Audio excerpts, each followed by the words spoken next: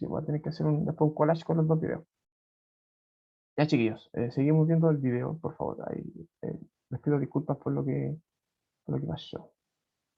Ya, algo pasó. Algo se desconectó en el computador.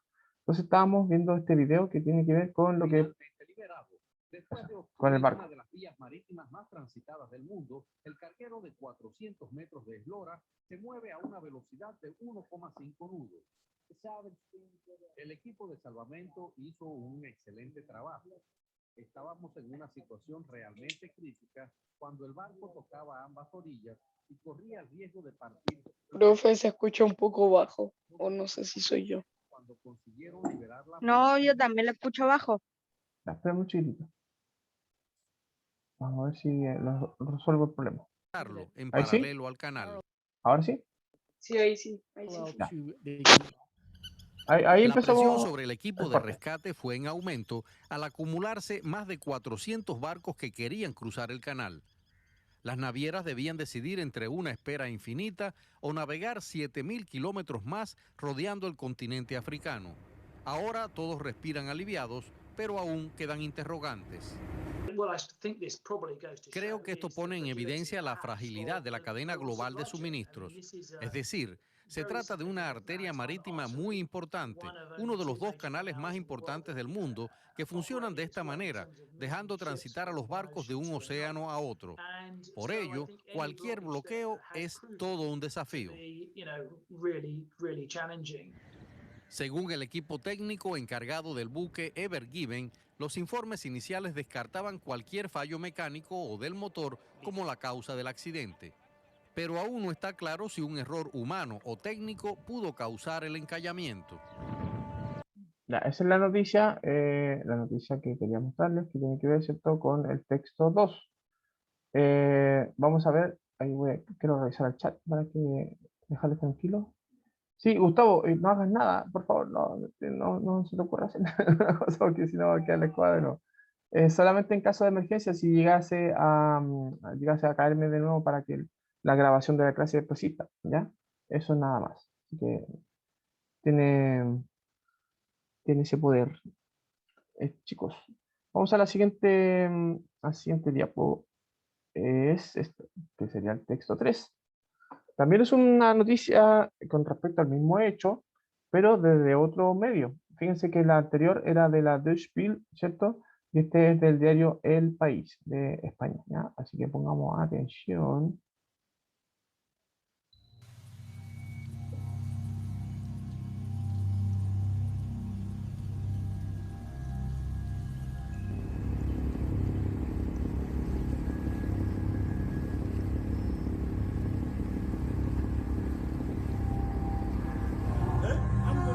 Profe, lo veo como menos un FPS.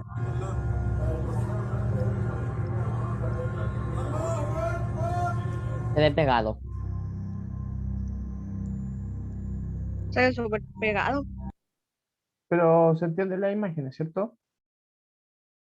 Lo Un importante es poco. que, Más o menos.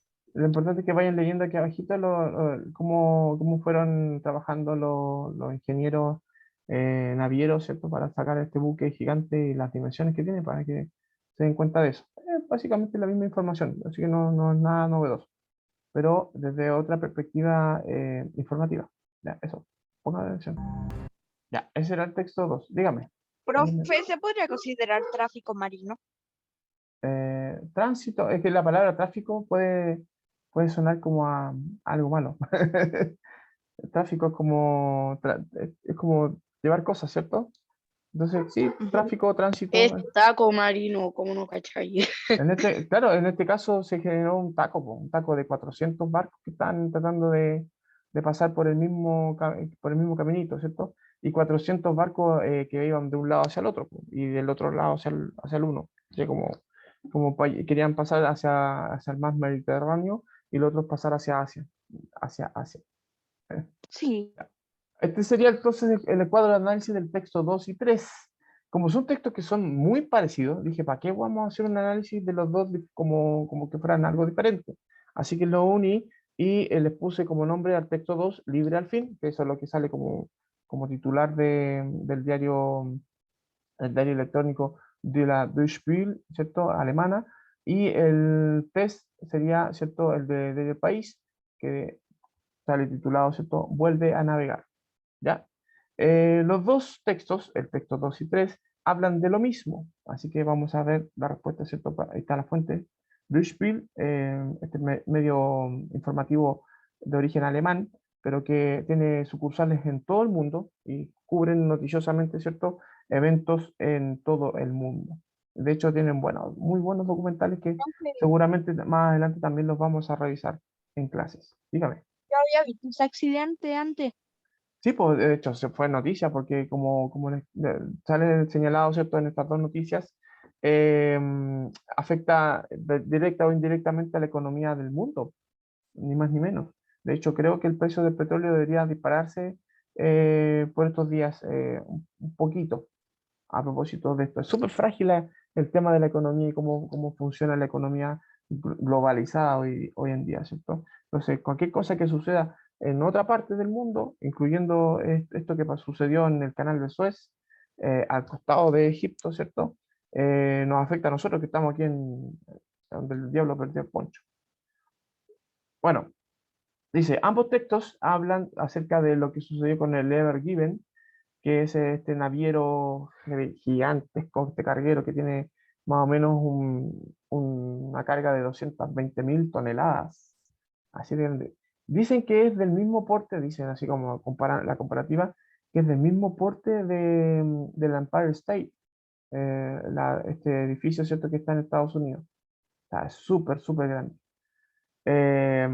Y que estuvo encallado 6 días en el canal de Suez y que finalmente, ayer creo, fue por maniobras que hizo un equipo de salvataje holandés.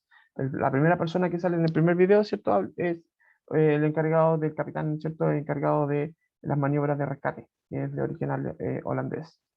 El barco es de origen japonés, por si acaso, ¿ya? Así que ahí están los japoneses eh, pagando El culpa Empire State, el Empire ese State, edificio es donde fue salía King donde... Kong.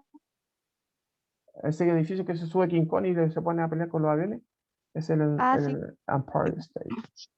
Ya. Mi hermana tuvo ahí. Qué bacán. Qué bonito viaje. Nueva York es una ciudad muy cosmopolita, muy bonita. Muchas cosas que ver. Bueno, pregunto con respecto a cómo están escritos estos textos. Ambos textos están escritos con un lenguaje diferente del que vimos al principio, ¿cierto? El primero que vimos es un texto que tiene muchas diferencias con respecto a este. Sin embargo, es un texto narrativo también. Ahora, la diferencia es que el lenguaje de estos dos textos que vimos recién, estos dos videos para que hacerlo más gráfico, utilizan un lenguaje claro, preciso, siempre en tercera persona, porque están informando algo que sucedió. Su estilo es impersonal, ahí ellos solamente se limitan a decir lo que pasó, no lo que están ellos sintiendo. No están diciendo, oh, todo, medio condoro que se mandan, no dicen eso, ¿cierto? Por eso es impersonal, no le afecta, solamente informan. Por tanto, es objetivo y su estilo finalmente, ¿cierto? Es formal, serio, porque es una noticia, es un hecho noticioso. Los emisores son estas dos cadenas de información, estas dos cadenas periodísticas de prensa noticiosa de renombre mundial. Una, la cadena Deutsche Welle, ¿cierto? La DW, perdón, que es de origen alemán, pero que tiene sucursales en todo el mundo. De hecho, aquí también hay corresponsales de la Deutsche Welle, aquí en Chile, digo. Y el periódico El País de España, ¿ya? Que también tiene un formato digital y también tienen canales en YouTube. Ambos buscan, como medios de comunicación, buscan ser masivos. Entonces, tienen periódicos, tienen canal de YouTube, tienen cuentas en distintas redes sociales y además la página web, que es ¿cierto? Donde contienen toda esta información que se va actualizando día con día, ¿cierto? A propósito. O sea, ahí están, de renombre mundial porque son medios serios, o sea, nosotros los reconocemos así. Los propósitos comunicativos en ambos textos es básicamente el mismo. El propósito comunicativo en ambos textos es el mismo. El propósito es informar sobre un hecho de relevancia mundial, como es este atascamiento de este buque gigante, que bueno, hay una investigación en curso, se entiende, ¿cierto? El capitán del barco ha dicho en entrevista y ya informado, ¿cierto?, a los medios que se afectó por un tema, digamos, de una tormenta de arena que sí hubo el día justo en el que cayó. Entonces eso desvió no solamente la visualización del canal, tuvo como esa, imagínense, una tormenta de arena. También el viento, ¿cierto?, desvió la punta del barco, ¿cierto?, la proa, la desvió hacia un costado y eso eh, condujo que el barco se terminara encallando. Eso es lo que sucedió. Entonces, están investigando si fue de verdad eso o fue otro error que cometió o qué pasó, ¿cierto? Finalmente. Mientras tanto que está desarrollándose la investigación, sabemos, ¿cierto?, hasta ahora que el barco encalló, que hicieron maniobras para desencallarlo y que finalmente ayer se logró esta hazaña, digamos, técnica. Ok. Ellos dragaron el canal. Dragar es como hacer un hoyo más grande para que la quilla, ¿cierto?, la parte de abajo del barco, saliera del banco de arena en el que estaba atrapado. Con respecto al grado de verosimilitud, de aquí, fíjense que la pregunta sobre el grado de verosimilitud no aplica.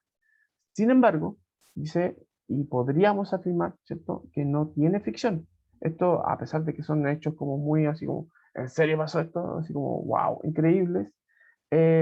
Son reales, son cosas que, de hecho, es lo que dice el dicho, ¿cierto?, que de repente la realidad supera la ficción.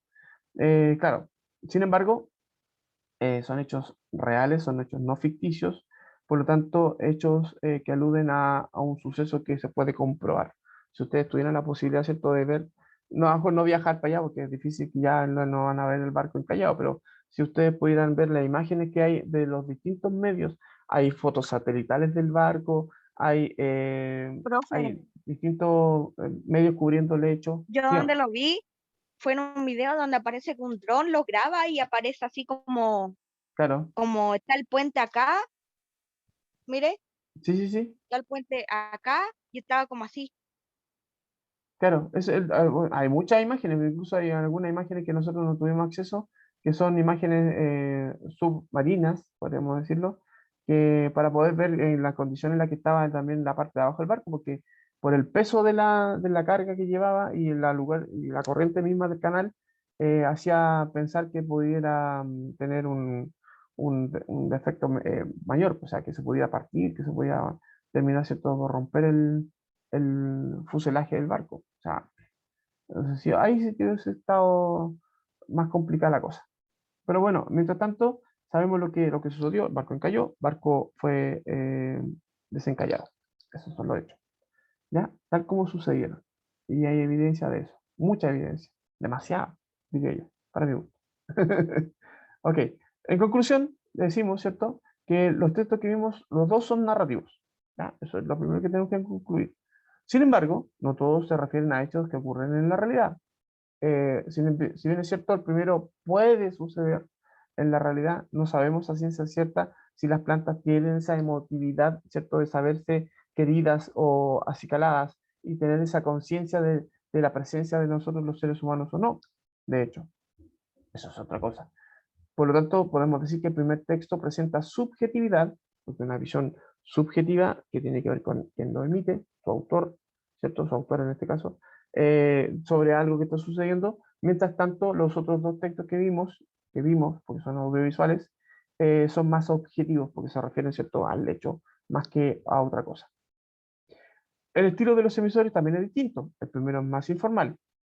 Se entiende que los segundos son más formales, más informal, más ameno, más coloquial. Sin embargo, los otros dos son más formales, más serios, porque son noticias. El propósito en el primer texto es más bien estético, ¿cierto? A diferencia del segundo, del segundo y del tercero, que son más informativos, ¿cierto? Por lo tanto, tienen otro propósito también en nosotros, o hacia nosotros. Ok, y eso sería entonces la clase de hoy. Vamos a reconocer que lo que hemos aprendido, estos aprendizajes son importantes porque obviamente nos permiten diferenciar los tipos de textos, nos preparan también para la prueba. O sea, si le vamos a dar importancia más inmediata, esta tarea que hicimos hoy día este ejercicio que hicimos hoy día con corte de Luito, a propósito de la polletita ahí, Profe, con nuestra intelectualidad. ¿y el reloj qué tenía que ver? Que los textos literarios son mecanismos, los textos literarios, los textos no literarios son mecanismos, funcionan en relación, ¿cierto?, a, a la información que contienen, o sea, está todo como una maquinita, ¿cierto? Funcional, ahí, funcionalmente hablando, una cosa lleva a la otra, está todo ahí como conectado. Por eso que es importante también, no solamente cómo funcionan los textos, cómo están construidos, sino también cómo funcionan en nosotros. Y lo que pasan como información, como si fuera un engranaje, nos mueve a nosotros a tomar una posición frente a esos textos. Digamos, nos conduce en una dirección. Es como que fuéramos parte de un engranaje nosotros mismos también. Por eso que era la idea, ¿cierto? A propósito.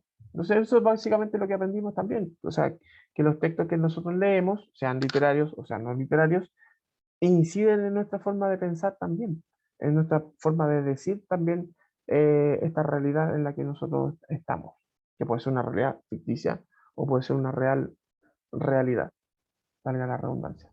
Así se aplican entonces estos aprendizajes en la vida cotidiana, en este criterio de decir cuándo es un texto A, cuándo es un texto B. Chiquititos, chiquitites, estamos en Dora. Con el corte de luz se nos alargó un poquito la clase, pero se entiende, digamos, que es una situación ajena, digamos, a ustedes también. Quiero que estén atentos. Mañana tenemos la segunda parte de esta revisión de aprendizaje reforzados para la prueba que viene la próxima semana. Cuídense hartos, chiquillos. Los quiero mucho. Nos vemos en el futuro. Chau. Chao. Chau, chau. Gracias por la participación. Ah, muy bien eso. A propósito. Chao.